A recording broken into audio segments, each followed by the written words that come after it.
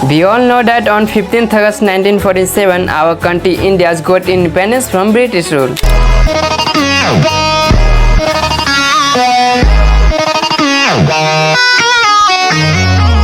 But how? Let's see. Bharat की आज़ादी की कहानी कोई एक दिन की कहानी नहीं है।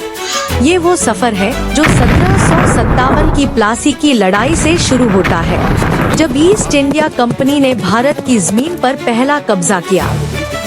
इसके बाद धीरे धीरे अंग्रेजों ने व्यापार के बहाने सत्ता पर पकड़ बना ली और फिर 1857 का वो पहला विद्रोह आया, जिसे हम प्रथम स्वतंत्रता संग्राम कहते हैं। मंगल पांडे ने जब अंग्रेजों के खिलाफ बंदूक उठाई तो पूरे उत्तर भारत में आग लग गई, लेकिन अंग्रेजों ने इसे सिपाही विद्रोह कहकर दबा दिया। उसके बाद 1858 में कंपनी का राज खत्म हुआ, लेकिन भारत सीधे ब्रिटिश सरकार के अधीन आ गया। फिर अगले 90 सालों तक भारत को धार्मिक, सामाजिक और जातीय रूप से बांटकर दबाया गया।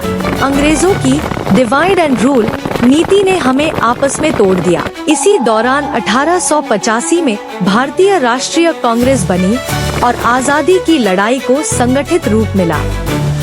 20वीं सदी की शुरुआत तक भारत में क्रांतिकारी भी पैदा होने लगे। 1905 में बंगाल का विभाजन और फिर उसके विरोध में आंदोलन।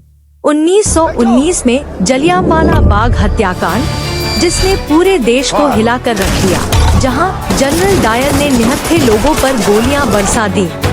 ये सिर्फ हत्याकांड नहीं था, ये एक पूरी पीढ़ी के जागने का कारण बना। इसके बाद महात्मा गांधी ने नेतृत्व संभाला और 1920 में असहयोग आंदोलन, फिर 1930 में सविनय अवज्ञा आंदोलन और 1942 में भारत छोड़ो आंदोलन जैसे अहिंसात्मक आंदोलनों से लोगों को जोड़ना शुरू किया।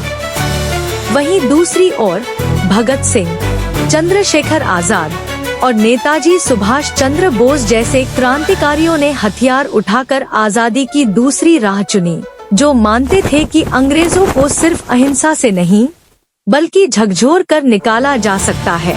और जब भगत सिंह को सिर्फ 23 साल की उम्र में फांसी दी गई, तो लाखों युवाओं की आंखों में आजादी का सपना उतर आया। उधर नेताजी सुभाष चंद्र बोस ने तुम मुझे खून दो, मैं तुम्हें आजादी दूंगा कहकर आजाद हिंद फौज बनाई और ब्रिटिश हुकूमत की नींव हिलाने लगे। फिर आया दूसरा विश्व युद्ध, जिसने अंग्रेजों को आर्थिक और राजनीतिक रूप से कमजोर कर दिया और इसी मौके पर 1946 में भारत की अंतरिम सरकार बनी, जिसमें पंडित नेहरू प्रधानमंत्री चुने गए। लेकिन अंग्रेजों ने जाते जाते भारत को बांटने का फैसला किया, जिससे एक तरफ आजादी मिली तो दूसरी तरफ 14 अगस्त 1947 को पाकिस्तान और 15 अगस्त 1947 को भारत दो अलग देश बन गए। इस बंटवारे में लाखों लोग मारे गए, करोड़ों विस्थापित हुए और एक पूरा इलाका खून से लाल हो गया।